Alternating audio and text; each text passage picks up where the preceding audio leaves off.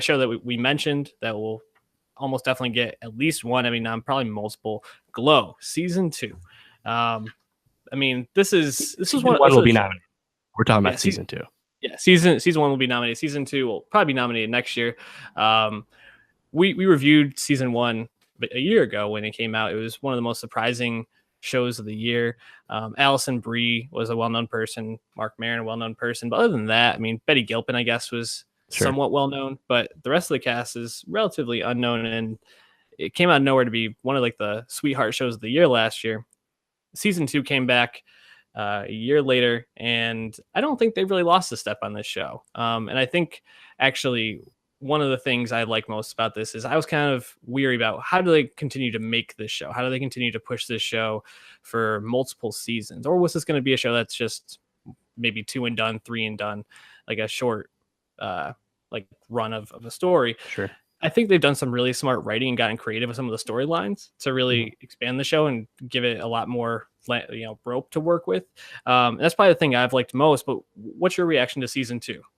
Yeah, I mean, season 1, you meet this incredibly stacked ensemble of characters. Again, most actresses we aren't familiar with, right. And season 2, now you actually get to know these characters, and not only I think Alison Brie as the star, Ruth. I think Ruth is fucking incredibly well written throughout all of season 2, and Alison Brie gives a great performance given the character she's playing. But the rest of the ensemble all gets more and more of their moments in a more meaningful way. Like whether it's like Carmen or Welfare Queen or Britannica, Beirut, any of these characters that you wouldn't remember too much of what they did in season 1. You just kind of remember what they look like. Even Bash. Yeah, exactly. In Bash too. And heck, even the father-daughter dynamics between fucking Sam and Justine. Yep.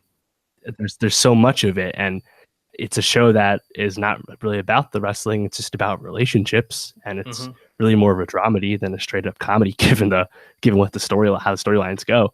But I was very impressed with season 2. I think it's a step up, actually.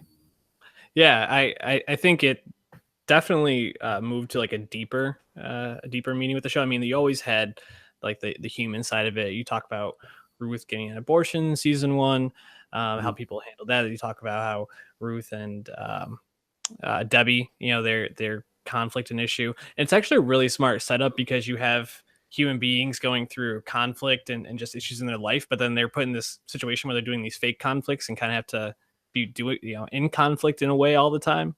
I also really liked how they kind of built Marin's character this season, and I felt like Sam is probably the character for me. I mean, like you said, Ruth is so well written, but Sam is probably the most human and relatable to me so far. I mean, also probably being a man, that's the case. I'm sure for women it's a little different, but just seeing the way he handles his relationship with Ruth and where that's going. I mean, I haven't finished the season yet, but I'm on episode 9 at this point, so I think I have one more after to go. But just really, really brilliant. Like I said, Bash, like they did so much about his backstory with just like little scenes.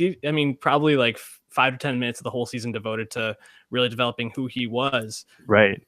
But I think they did it really effectively. Yeah, you think Bash like this like rich guy. That's kind of how he's introduced. It's like this rich benefactor, but there's a lot more to him once it goes and gets developed. And you haven't seen it yet, but more stuff will happen to Bash at the very end of the season. Interesting. Looking forward to that. Any other standouts from this season, or any like characters or moments that really stood out to you? Yeah, I thought episode 8 was my standout episode of the season. Really reminded me of an episode from Atlanta season 1, BAN. That was the episode where had all those like commercials within the episode. Public access. It was really right, and I believe that's where Paperboy was. He was on having that argument on TV, right? And it was like intersected with all those commercials. And Good Twin is the name of it.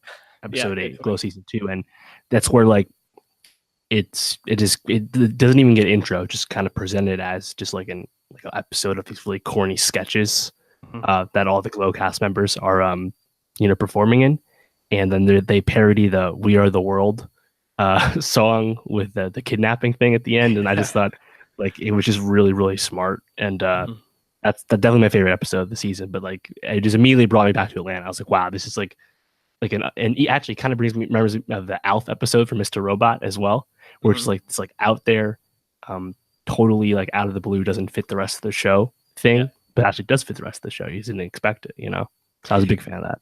Yeah, I always like when we talked about Legion. I was kind of thinking about this, like why we enjoy an episode like The Good Twin, and why sometimes things in Legion become a little bit too much. And I think it's when weirdness is used in a way to like move the show forward, and it's not just like the center of the show is how weird can it get. It can really add an element.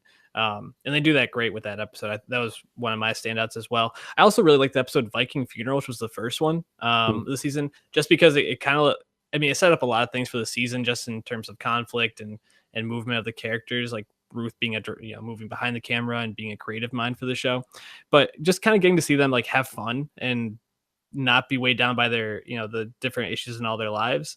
Also, Mother of All Matches, which kind of put Welfare Queen and Liberty Bell great stuff pitted against each other, but the parallel dynamics about where they're at in terms of being mothers was really, really interesting. I'm looking forward to finishing it up.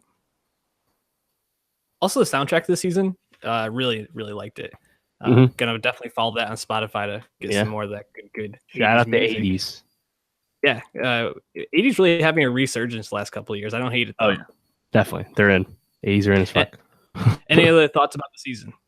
Watch it. Yeah, Netflix giving a big push right now, but I think it's this is currently, I think, my fourth best show of the year, third best show. I have it very high up right now. I was very happy with it. I also really like the addition of Junk Chain, Yolanda Rivas. Yeah, I thought she was great, and it added another dimension to the show, having a character that wasn't straight.